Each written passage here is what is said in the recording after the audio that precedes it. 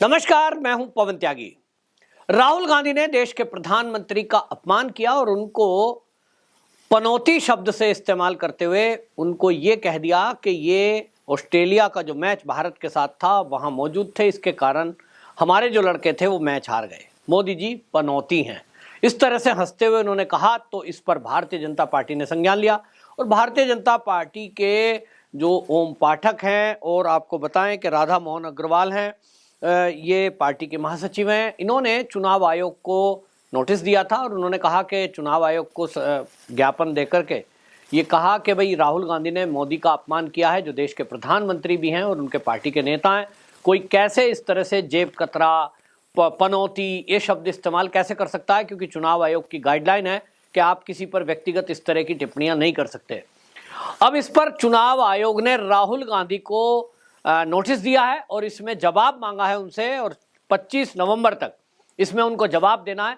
हालांकि आप जानते ही हैं चुनाव आयोग की ये जो प्रक्रिया है, अब वहां ये हो सकता है कि अगले कुछ दिन के लिए उनके चुनाव प्रचार पर रोक लग जाए। इसके बाद या अगली कार्रवाई क्या होगी ये तो चुनाव आयोग तय करेगा, लेकिन ये पहली बार नहीं है कि जब किसी कांग्रेसी ने मोदी जी का अपमान किया है। आपको याद होगा कि 2012 में जब यही मोदी जी गुजरात के सीएम थे तो जो सोनिया गांधी है प्रचार के लिए पहुंची थी और उन्होंने मौत का सौदागर कह दिया था।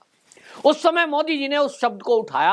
गुजरात की जनता ने कांग्रेस को, सोनिया गांधी को इसका करारा जवाब दिया।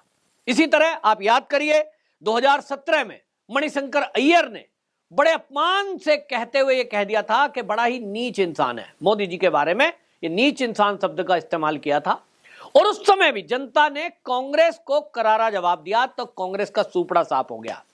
लेकिन उसके बावजूद भी ये कांग्रेस है कि मानती नहीं। इनको मोदी जी से इतनी नफरत है कि कभी मोदी जी को ये रावण बोल देते हैं, कभी मोदी जी को नीच इंसान बोल देते हैं, कभी कह देते हैं ये तो चाय बेच लो हमारे यहाँ दफ्तर में आके, और कभी कुछ। ये नफरत आखिरकार कांग्रेस को मोदी जी से क्यों है, इसके पीछे आप समझिए। अगर मैं बात पनौती की करूं, राहुल गांधी ने पनौती कहा है, तो राहुल गांधी से एक सवाल है, इन कांग्रेसियों से भी सवाल है, पूरी कांग्रेस बताए कि भैया आप मोदी जी को केवल एक मैच की बात कह रहे हैं। मान लो 1% कि क्रिकेट का एक मैच मोदी जी की उपस्थिति के कारण भारत हार गई। ये तो भाई क्रिकेट का मैच है। इस क्रिकेट मैच के हारने से हमारा क्या नुकसान हुआ है? एक ट्रॉफी गई है, कुछ क्रिकेट के चाहने वालों को दुख पहुंचा है। लेकिन कांग्रेस का क्या हाल हुआ है? यह कांग्रेस जो देश की आजादी के पहले से बनी हुई है, अंग्रेजों की बनाई हुई पार्टी, इतनी पुरानी पार्टी, इस पार्टी में जब से राहुल गांधी का जन्म हुआ है पार्टी के अंदर, तब से क्या हाल है कांग्रेस का? कितने राज्यों में सरकार है?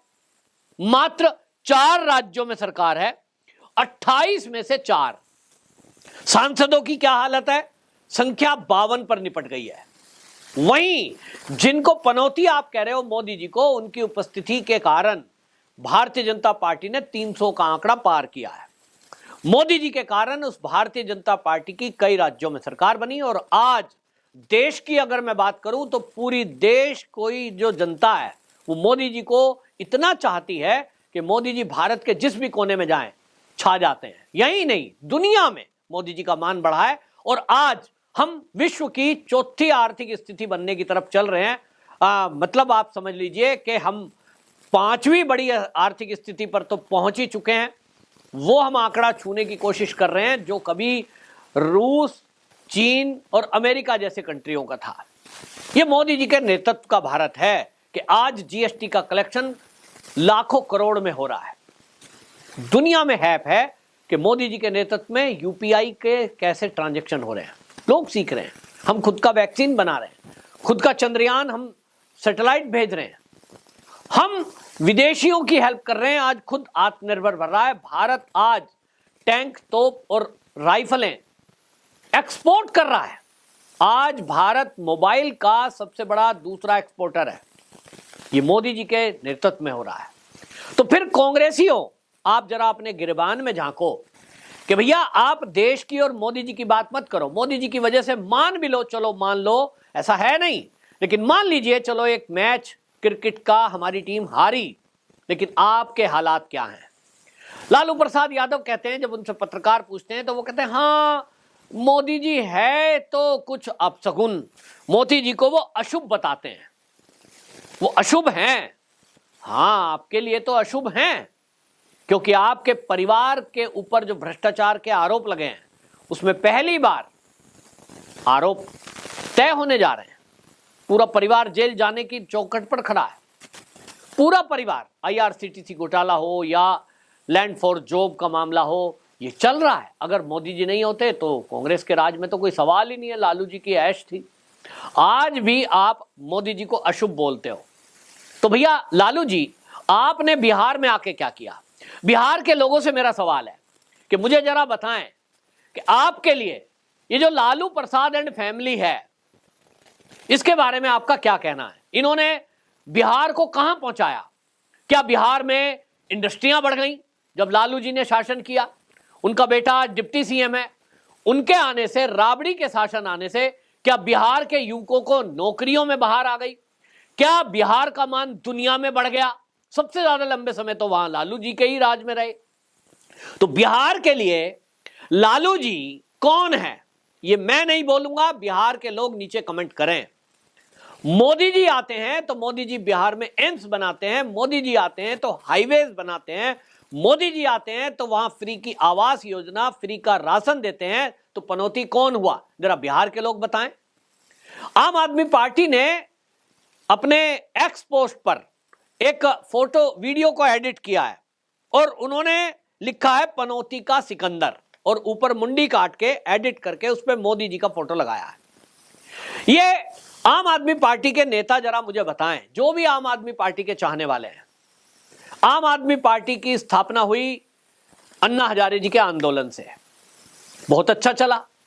अन्ना हजारे जी का आंदोलन था, दुनिया के लोग जुड़ रहे थे, मैं भी गया, आप में से बहुत लोग गए होंगे। एक उम्मीद जगी कि एक नई पार्टी आई है। एक एक्स आर्मी मैन जो सेना से रिटायर हैं, वो एक प्रण को लेकर के उठे हैं कि राजनीति में हम भ्रष्टाचार को साफ करेंगे।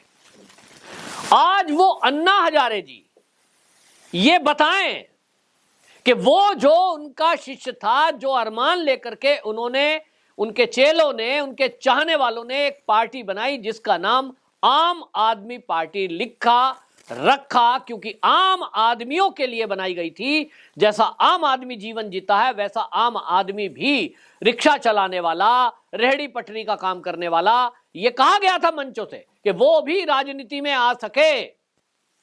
ऐसी हम पार्टी बनाएंगे जिसमें कोई चंदा नहीं, कुछ नहीं, कोई डोनेशन नहीं। आप आम आदमी आकर के निगम पार्षद का, विधायक का और सांसद का टिकट लड़ सके, चुनाव लड़ सके। ये बताएं जरा आम आदमी पार्टी वाले, कौन पनौती आ गया वहां जिसकी वजह से आज आम आदमी पार्टी के भ्रष्टाचार के ही किस्से पूरे भारत में प्रसिद्ध हैं। भारत ही नहीं, भारत के बाहर भी प्रसिद्ध हैं।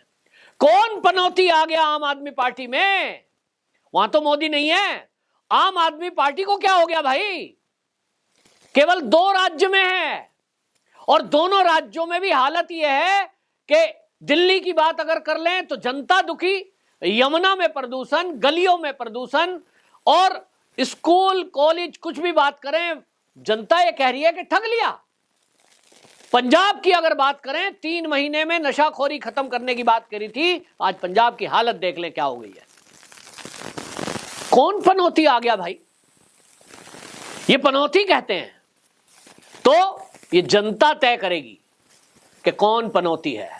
जहां तक रही बात मोदी जी की, आप उनका अपमान करिए, वो तो पहले ही कह चुके हैं, जितनी मुझे गालियां देंगे वो मेरी शक्ति बन जाएगी। बाली को ये वरदान था। हमारे रामायण काल में घटना आती है कि जो भी उसके सामने उसका दुश्मन आता था, उसकी आदि शक्ति उसके अंदर आ जाती थी। परमात्मा का शायद मोदी जी को ये वरदान है कि उनको जो जितनी गाली देगा उसका खुद का उतना नाश होता चला जाएगा और मोदी जी की शक्तियां बढ़ती चली जाती हैं। और जिस पार्टी के नेता मोदी जी को गालियां देते हैं, अपशब्द बोलते हैं, उस पार्टी का वोट मोदी जी को आ जाता है। ये शायद मोदी जी को परमात्मा का, मां शक्ति का वरदान मिला हुआ है। और इस बात को ना तो आम आदमी पार्टी समझ रही है, ना इसको कांग्रेस समझ रही है, और ना लालू जी जैसे नेता समझ रहे हैं कि उनकी पार्टी की जमीन नीचे से खिसकती जा रही है और वो वोट बीजेपी में ट्रांसफर होता जा रहा है। आप मोदी जी को जितनी गाली दीजिए, आपका वोटर बीजेपी में शिफ्ट हो रहा है, ये गालियों के कारण है। और इसलिए मोदी जी कभी भी गालियों से विचलित नहीं होते, कहते हैं भैया और दो, अच्छा है, जल्दी जल्दी तुम्हारी पार्टी खत्म हो। आज आम आदमी पार्टी की क्या हालत हो रही है, करिए आप नकल, बोलिए, मौत का सौदागर बोलिए। सोनिया गांधी का आज क्या हाल है। और अभी थोड़े ही दिन पहले विधानसभा में दिल्ली में आम आदमी पार्टी के केजरीवाल जी जो सीएम है, वो कह रहे थे अनपढ़ राजा। तो आप सोचिए, कोई अगर पढ़ लिख जाए, थोड़ा बीए एमए हो जाए, और किसी रिक्शे वाले को, किसी थोड़े कम पढ़े लिखे को, किसी 8वीं 10वीं को अगर कहे तुम तो अनपढ़ हो, मैं हूं ज्यादा पढ़ा लिखा, इससे कितना दिल पे ठेस पहुंचती होगी। लेकिन आप मोदी जी, जिनके पास एमए की डिग्री है और वो सार्वजनिक है, उनको आप अनपढ़ मान रहे हो, तो आप उनका अपमान नहीं कर रहे। इस देश में जितने भी ग्रेजुएट्स और पोस्ट ग्रेजुएट्स हैं, आप उन सबका अपमान करते हैं, क्योंकि आपको लगता है कि जो आईआईटी में पढ़ा हुआ है केवल वही पढ़ा लिखा है। तो ये आपका गुरूर है और बाकी ग्रेजुएट्स का अपमान है। ये अपमान का बदला जनता चुनाव के दिन लेती है, और इस बात को ये राजनीतिक पार्टी समझें। नहीं समझेंगे तो मोदी जी का तो कुछ बिगड़ना है नहीं, 24 में फिर से पीएम बनने आ रहे हैं। लेकिन ये आपकी गालियां सब उनके काम आएंगी। अगली चुनावी सभा में मोदी जी इनका प्रयोग कैसे करते हैं, ये देखने लायक बात होगी। और चुनाव आयोग राहुल गांधी को, मल्लिकार्जुन खड़गे को क्या सजा देता है, ये भी देखना होगा। आपकी क्या राय है, कमेंट में जरूर बताएं। वंदे मातरम।